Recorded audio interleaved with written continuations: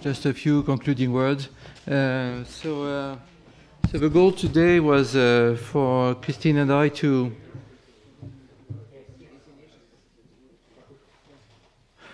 just trying to illustrate that there is a real convergence between the sensory system. Actually, we are even talking now mostly on a multi-sensory or maybe a space which is just being vectored by different channels.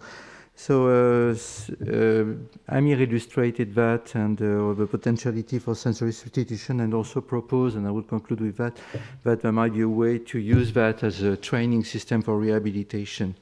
We heard from Mr. Sharma that there is a very short type of responses which can be exploited. It was very interesting to hear from Steve Lumber that what we have always thought, that people who are deaf are seeing better, and conversely, there is a basis for that, and there is evidence for that. And John Dowling outlined that he thought that this was true, but the first time he really heard the evidence strongly on that. And this is something which is extremely important. Of course, we are waiting for clinical evidence relating to that, but it's already almost there. And this was actually illustrated in the auditory field by Peter Keating, because getting really so strong evidence both at the clinical and the experimental level of this type of possibility for plasticity is very important. The mismatch negativity appears as a tool, but also as a concept of which is extremely far-reaching, and probably we'll hear more and more over the next years on that. And it's like an eye-opener. From the talk of Brian, I think what we can learn a lot, but the first one for me that matters a lot as a clinician is that every patient is a huge source of information. And although we like statistics and we like to study on the large scale and compare things, every patient has his own story, and it's telling us a lot, and we should dissect more. It's also very cumbersome sometimes to look at psychological papers because they don't look so scientific, but actually when you hear that and you see the data and the facts, this is something extremely important. He also, and actually the discussion at lunch on that was very important, that plasticity is probably an overused word, and it's probably covering a lack of knowledge and something we just use as a buzzword.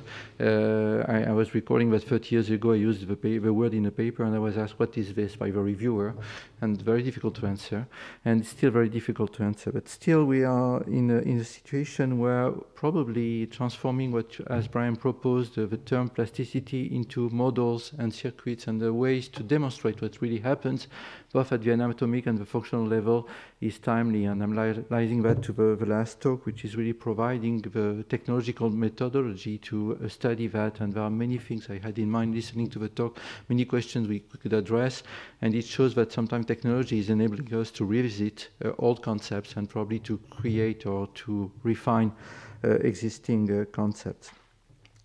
And the talk on what happens after cochlear implants, there is still a lot of controversy in literature, and I agree with Christine that we should study every patient, or at least every type of patient, on the basis of a pathobiology before we draw conclusions on the large scale.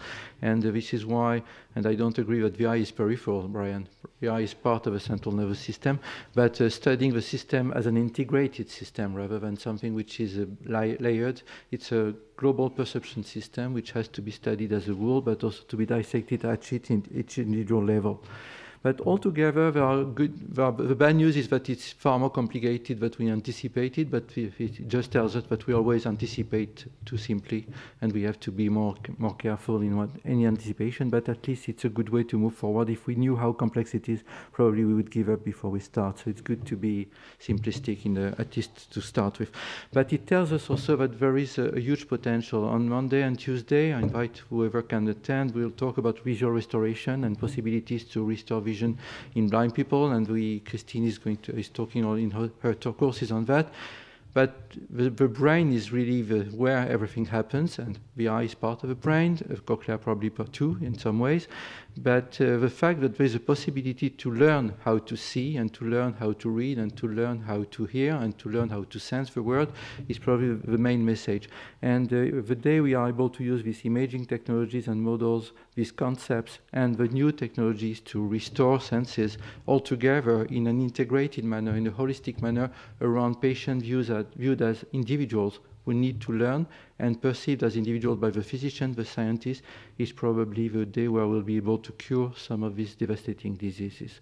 So I want to thank the people for attending, to thank the speakers, to thank Christine. We organized that together, and also to invite you to follow the next possibilities and to follow that on the web. Thank you very much.